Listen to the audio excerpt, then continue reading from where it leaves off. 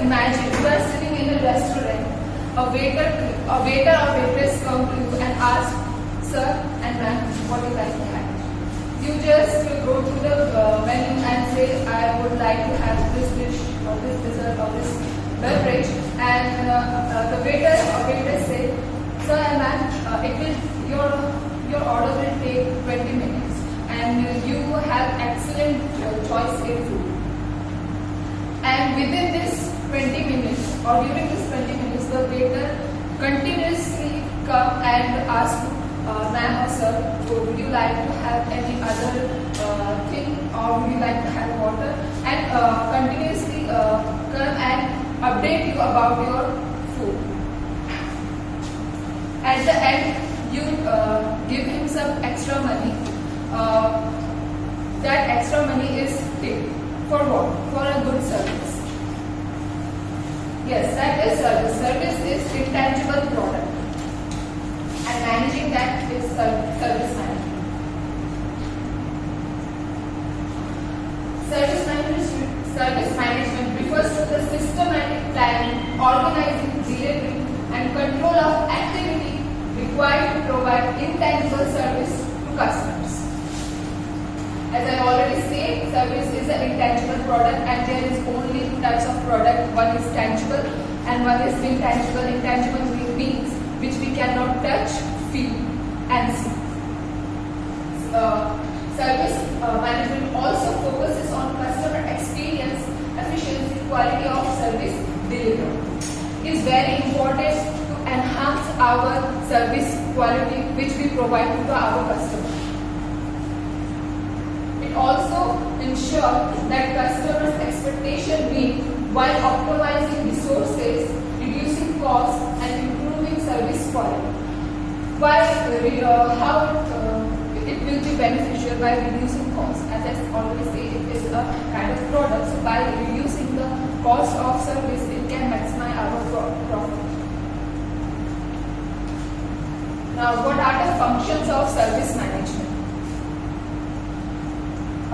It helps in service design service processes, layouts, customers interaction, capacity and schedule, ensuring that right resource like staff, equipment are available at right time and in right place. Service delivery, coordinating front office to those people or those activities which directly involve or directly facing the customers, and back office, which are those activities which are supporting activities to customer facing activities. Quality management, monitoring performance, service standards, and continuous improvement in service. Customer relation management. This is the most important thing in service management.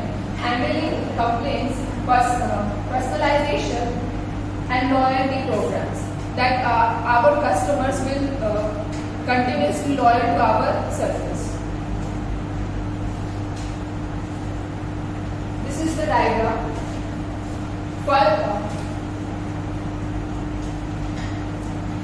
First line is service design and second line is service management. Service design define service design and attributes, specify design performance standards, generating and evaluating designs and concepts, developing designs and detail, then implementing the design, measuring the performance, assessing the standards and improving the performance if it is required. It is a cycle.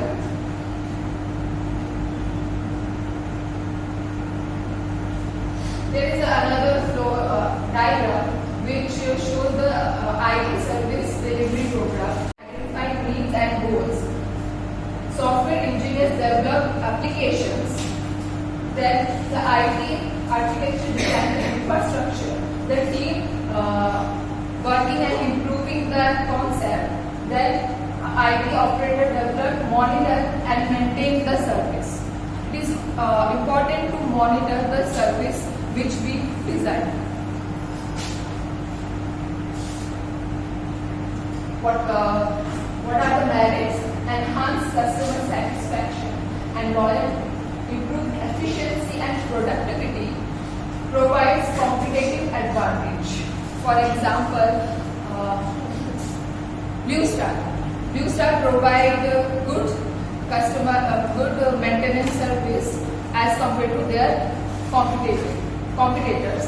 That's why the large organization who needs ACs for their firm prefer Blue Star over their competitors. Helps in resource optimization, facilitates continuous improvement through feedback. Feedback is one of the most important thing in service, because through feedbacks we can identify the gaps, the mistakes and the faults in our service easily, or we can work on that. Demands. Difficult to standardize service due to variation. We cannot standardize our service in every branch we have, because it is an intangible product. We can share the secret recipes of McDonald's or Coca-Cola, but we cannot share the secret recipes of service. Highly dependent on human factor. It also supports the first point, staff behavior and mood and skills. Service are perishable, cannot be stored for later use. We cannot store service in our warehouse, and so we can sell service in off season in higher price. We cannot store our services. High customer expectation make it challenging to maintain the consistency. As I already said, highly dependent on human factor. So the expectation which customer already have in different branch, we cannot always maintain that. For example, in McDonald's, we all eat Domino's pizza. Sorry, not McDonald's. Domino's pizza. We all eat Domino's pizza. Not every branch is same or provide the same facility, infrastructure or staff to every customers. For example, you have been in a mega city and you go in McDonald's. Their branch or infrastructure is highly standardized. But in other hand, you go in some other city which is not mega city. You will find the different infrastructure or different staff or behavior of their staff, which you will think that this is not what I expect from the audience. So it's difficult to maintain the consistency. Requires continuous investment in technology and training. Service also depend on technology and training. Training because we have to train our new employees regularly, because as was also already mentioned, it highly depend on human factors. So human beings are not always there. Application. In healthcare, hospital administration, patient care, treatments, banking and finance, loan processing, online banking and customer care, hospital and tourism, booking, hotel bookings and guest management. In education system like classroom teaching, online courses, student service, IT and telecom, software support, call center, cloud service, and in last, retail and e-commerce, home delivery, which we widely use nowadays, offer sales, service, and customer relation management. And thank you. Presenter here. My name is Archita Ranidas. Today I am here to speak few lines about industrial evolution. As we know, industrial evolution refers to the gradual development and transformation of industry and manufacturing processes over the time. It describes how human society moved from simple hand-based productivity to industrial, high technology-driven industries. As industry evolved, operation management also evolved. It gradually adopted new technologies, models, and philosophies.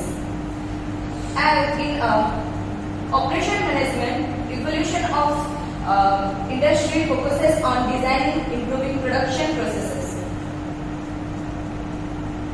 First is pre-industrial era. It was before 1760. Here production system was manual and small scale. And here management style was owner managed, no formal system. It was handled by a single person, that is craftsmanship. And work nature was craftsmanship, one person had the whole product. Here no division of work was done. Here example was handmade textiles, tools and pottery. Here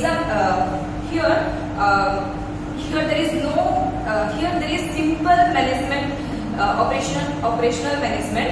Here main focus was on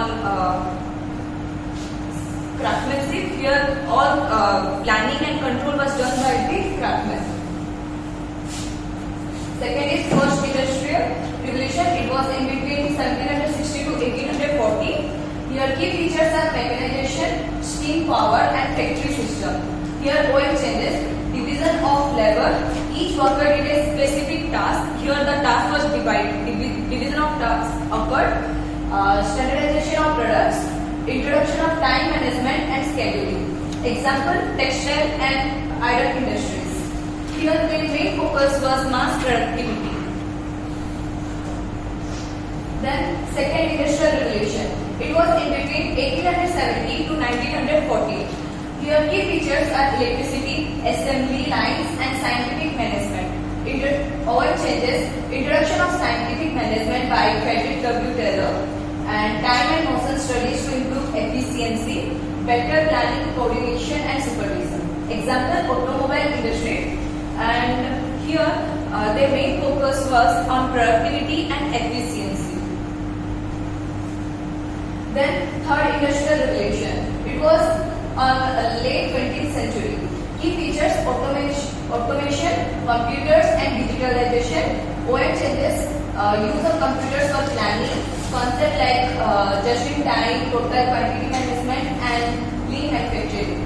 And here database decision making will occur. Example: electronics and IT manufacturing. Here they focus shifted from mass productivity to efficiency, flexibility and quality. Then fourth industrial revolution. It was from 21st century and currently it was going on. And key features are artificial intelligence, robotics and data analytics. Here OM changes from smart factories with automatic and real-time monitoring, predictive maintenance using AI, sustainable and green operations, data-driven supply chain management. Example: Tesla smart manufacturing and Amazon's automated warehouses. Here now operation management currently focusing on technology, sustainability and innovation. This is a short summary table. Here first is pre-industrial, which was used manual tools and focuses on craftsmanship, and example: handmade goods. Then first revolution, it used steam power, focuses on mechanization, and here example is textile mills. Then second revolution, it used electricity and focuses on efficiency, example Ford assembly line. Then is third revolution, used computers and here main focus was quality and automation. Here example was electronic industries. Then is fourth revolution, which used AI and main focus was smart and sustainable. And example was Tesla and Amazon. That's it. Good morning everyone. I am Rosmi Prakash, standing here to discuss about this topic, seven waste management.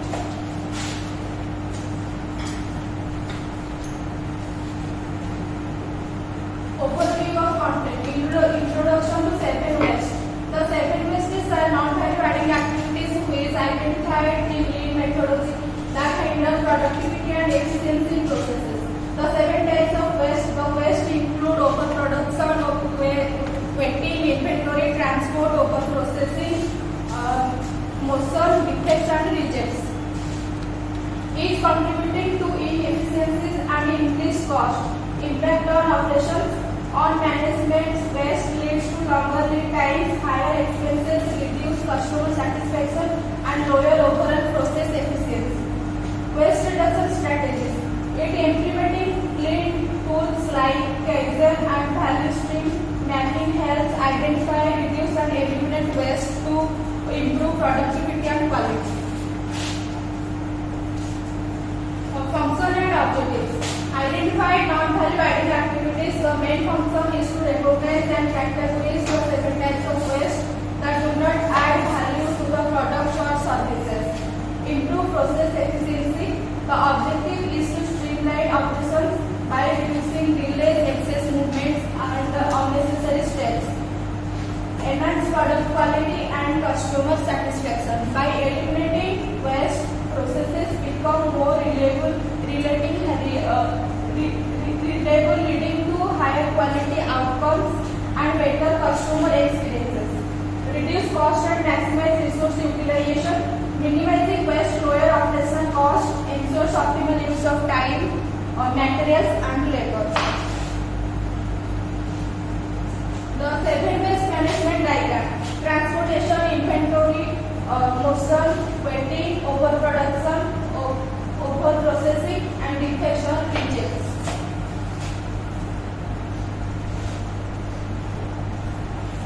Merits and demerits. Improved operational efficiency by removing merits. Improved operational efficiency by removing non-value adding activities. Processes become more smoother and streamlined. Cost savings reduces unnecessary resource uses, leading to lower production and operational costs. Better product quality, fewer defects and rework results in higher quality outputs and improved customer satisfaction. Demerits requires cultural changes. Implementing waste reduction often demands a shift in mindset and habits across the organization. Time-consuming implementation. Identifying and eliminating waste takes time.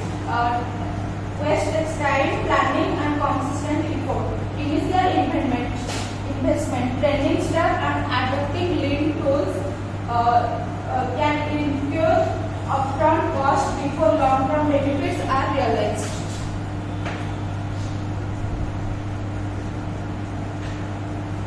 Applications. Manufacturing industries, it is used to streamline production lines by managing excess inventory, waiting time and defects. Healthcare sector, it improves patients flow, reduces wait times and eliminate unnecessary motions or procedures. Logistics and supply chain, it optimizes transportation, reduces overstocking and enhances overall delivery efficiency. Service industry, it helps eliminate redundant processes, reduce delays and improve customer experience through faster service. Example, banking sector or IT sector. Thank you. Good morning everyone. Today I am going to present about VED analysis, that is vital, essential, desirable category of items. Now introduction. So VED analysis is basically a technique or a method that is used in inventory management or material management.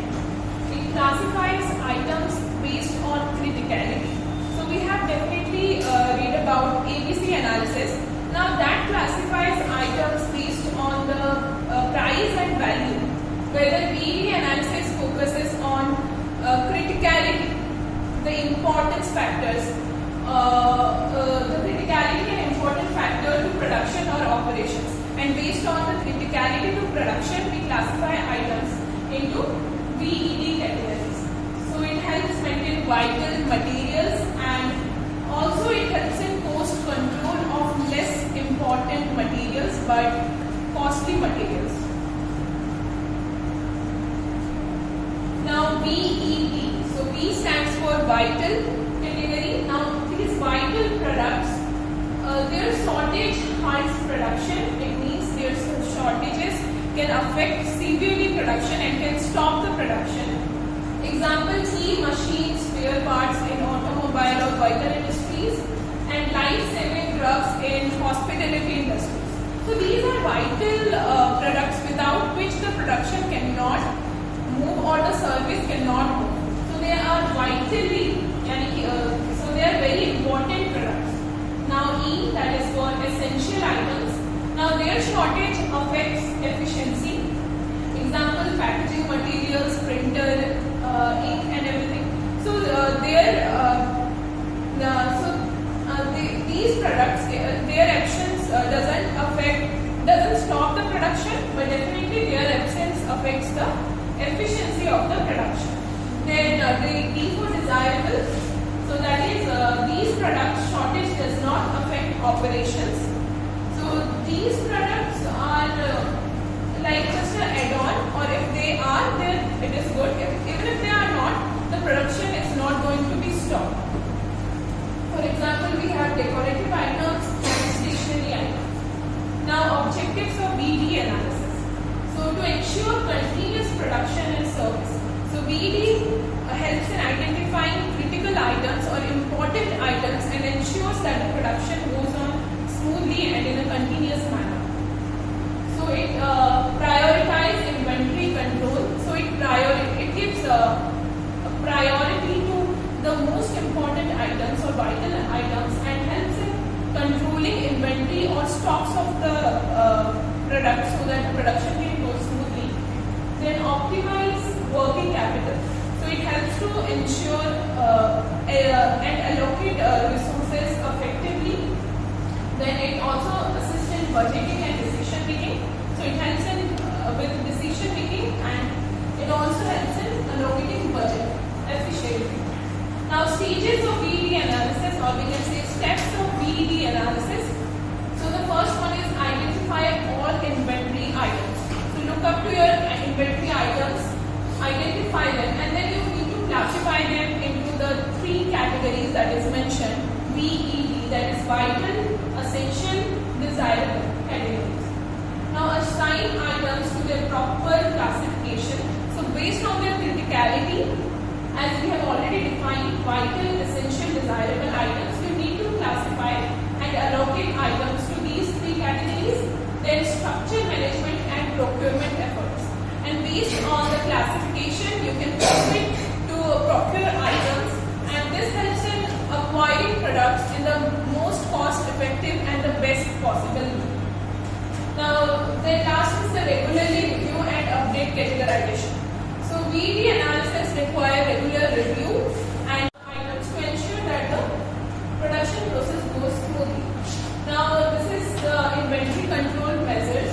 So, we have a category vital, that is control level is very high, and the stock policy is maintain high safety stock and regularly review the items so that the production doesn't stop.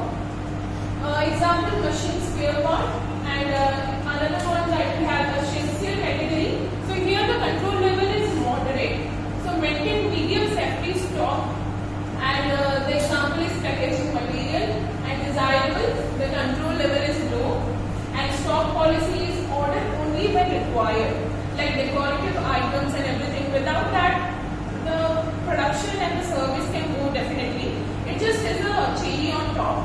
So they don't require a high control level.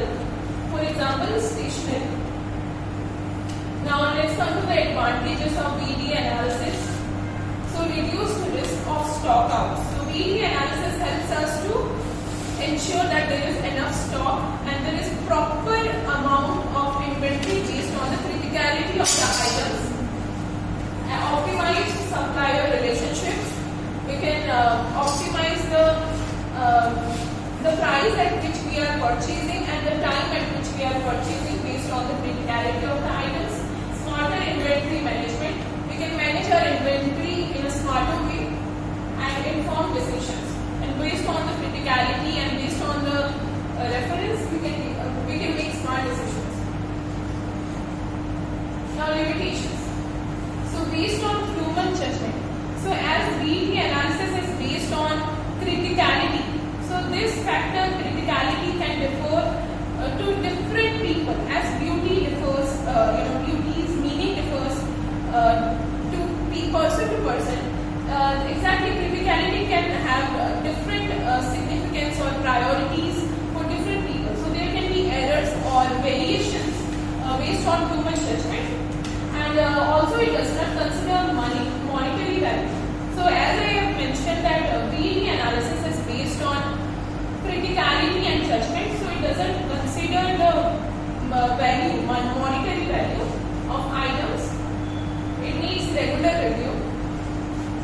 It is time consuming and it needs regular review. So that is its defect. Now coming to the combined approach. So this is one of the best approach we can say, as ABC analysis focuses on cost and VED analysis focuses on criticality. So their combination is the best approach to help to deal with inventory control. I have laid down some examples. AB. So A is like the very costly items, and vital, that is highly critical items. So they need highest priority and highest control, as they are costly as well as vital for the industry. Then CD, C plus vital, that is C that is less costly but definitely vital means it is of importance. So it needs again good amount of control. A plus desirable. So that is not A, that is B plus D. A, B, C now? No sir, it is example. I have mixed it. A plus desirable. So it is AB. So A is like costly items and desirable, that is the additional things that we do for better customer satisfaction. So these are costly items but they are of less critical and they are of not that significant or importance. So this can be we can avoid these items or we can basically control cost here. So example of here I have taken hospital inventory as an example, and in vital items we have oxygen cylinders, life-saving drugs, which are of huge importance to the medical industry. And essential items we have bandages and syringes, and desirable items we have decorative plants and wards. That's all of the things. So now VED classification, it helps prioritize your purchase and storage decisions. So you can decide which items to purchase when, and based on the budget you can also allocate and maintain your storage. Now the VED diagram is like top to down, so it indicates descending order of criticalities. So V are like high importance, and E is like a moderate importance, and D is like low importance. Then conclusion. So VED analysis helps maintain a balance between availability and cost. So it helps us to ensure which items should be present first, and if some items are costly and they are desirable items, not that much needed, we can control our cost and ignore these items. So ensures vital operations never stop due to lack of materials. As I have already mentioned that it helps in continuous production of the products or service. A smart tool for inventory management and cost optimization.